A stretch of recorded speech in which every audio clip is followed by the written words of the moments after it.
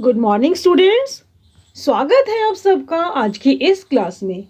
आज की इस क्लास में हम पढ़ेंगे आपकी हिंदी पाठ्य पुस्तिका वसंत का पाठ 6, जो कि एक बहुत ही सुंदर कविता है। इस कविता का शीर्षक है भगवान के डाकिए। डाकिए यह शब्द सुनते ही आपके मन में एक चित्र सा उभर आया होगा।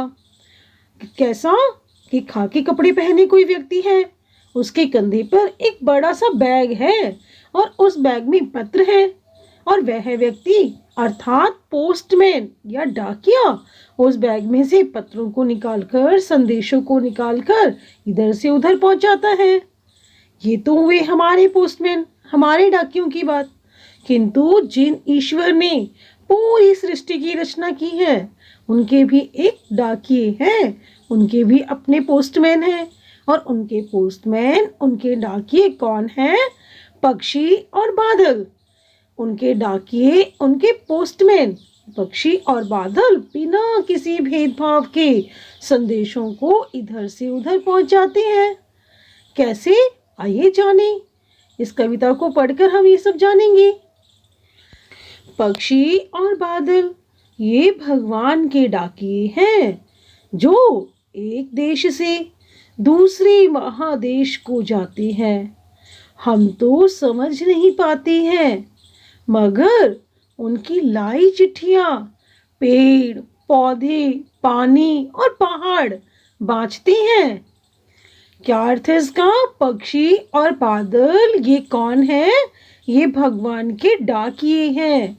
ये भगवान के, ईश्वर के संदेशों को इधर से उधर पहुंचाते हैं। और इन डाकियों के लिए किसी देश की सीमा, कोई बंधन नहीं है। इनके लिए कोई बंधन मायने नहीं रखते। ये बिल्कुल स्वतंत्र हैं। ये स्वतंत्र रूप से एक देश से दूसरे देश में जा सकते हैं। जैसे कि आपने देखा होगा कि बादल जब बरसते हैं तो जरूरी नहीं कि वे एक ही देश में बरसे, वे समान रूप से सबको अपनी वर्षा देते हैं। इसी प्रकार से पक्षी कभी भी एक देश की सीमाओं से दूसरे देश में उड़कर पहुंच जाती हैं। इनके लिए कोई बंधन मायने नहीं रखते। पक्षी और बादल जो संदेशा लेकर आते हैं, जो संदेशा लेकर जाते हैं, उन्हें भले ही हम तो समझ नहीं पाते हैं, अर्थात भले ही उनके संदेशों को हम नहीं समझ पाए, हम उनका अनुमान सही नहीं लगा पाए, मगर उनकी लाई चिट्ठियां अर्थात उनके जो संदेशे होते हैं, जो वह संदेशा लेकर आते हैं, कौन समझ सकता है? पेड़, पौधे, पानी और पहाड़ बाँचती हैं। बाँचना अर्थात पढ़ना। कि भले ही हम ईश्वर के डाकिए अर्थात पक्षी और बादल के लायक संदेशों को नहीं समझ सकते, किंतु उनके संदेशों को पेड़, पौधे, पानी और पहाड़ बाँचते हैं, अर्थात वे उन्हें पढ़ सकते हैं। आइए आगे देखें, दूसरे अनुच्छेद में क्या कहा गया। हम तो केवल यह आंकते हैं कि एक देश की धरती दूसरे देश को सुगंध भेजती है, और वह सौरभ हवा में तैरते हुए पक्षियों की पांखों पर तिरता है। अर्थात भगवान के डाकियों, पक्षी और बादलों के द्वारा लाए हुए संदेशों को हम भले ही पढ़ ना पाए, किंतु हम उनसे केवल यह अनुमान लगा सकते हैं कि जो भगवान के डाकिए हैं, पक्षी और बादल, उनके माध्यम से एक देश की धरती दूसरे देश की धरती को अपनी सुगंध, अपनी खुशबू भेजती है। अर्थात एक देश की धरती पर खिले हुए जो फूल हैं, उन फूलों से जो सुगंध निकलती है, जो सौरभ है वहाँ की, वह पक्षियों के पंखों के माध्यम से दूसरे देश में पहुंच जाता है। समझे बच्चों आप कैसे? कि जब एक देश की जो खुशबू होती है, जो सुगंध होती है, वहाँ जब भगवान के डाकिए जाते हैं संदेशा लेकर, तो वे वहाँ जाएंगे तो उनके पंखों पर भी उस देश की जो खुशबू होती है, जो सौरभ होती है वह आ जाता है और वे अपने पंखों पर उस खुशबू को उठाए हुए, उस खुशबू को लिए हुए, सुगंध को लेकर जब दूसरे देश में जाते हैं तो क्या होता है, एक देश की सुगंध दूसरे देश में भी फैल जाती है।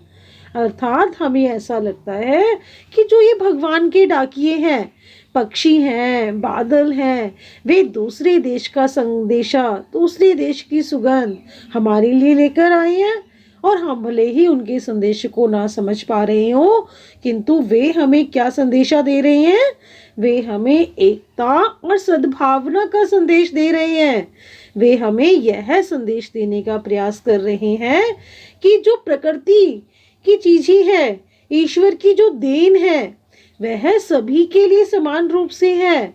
ईश्वर उनमें कोई भेदभाव नहीं करता, प्रकृति कोई भेदभाव नहीं करती, तो फिर हम मनुष्य क्यों करते हैं। प्रकृति ने जो सुगंध दी है वह सभी के लिए समान रूप से है। प्रकृति के जो बादल हैं, बादल सभी के लिए समान रूप से जल बरसाते हैं।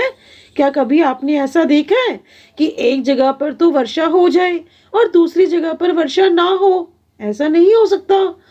तो फिर हम मनुष्य यह भेदभाव क्यों करते हैं?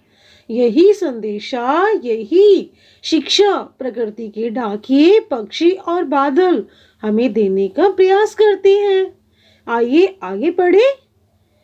और एक देश का भाप दूसरे देश में पानी बनकर गिरता है।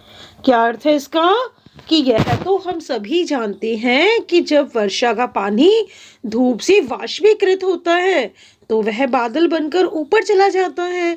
और जब एक देश की भाप अर्थात एक देश की जो वाष्पीकरण होता है, बादल बनते हैं, तो वे बादल एक देश से निकलकर दूसरे देश में जाकर भी अपना पानी बरसाते हैं। वे बादल कोई भेदभाव नहीं करते। वे बादल भी हमें एकता और सद्भावना का, प्रेम का संदेशा देते हैं। तो इस प्रकार से प्रस्तुत कविता में भगवान के डाके, पक्षी और बादल हमें एकता का संदेश देते हैं। वे हमें यही सीख देते हैं कि जिस प्रकार से प्रकृति कोई भेदभाव नहीं करती, उसी प्रकार से हमें भी भेदभाव मुक्त जीवन व्यतीत करना चाहिए। धन्यवाद।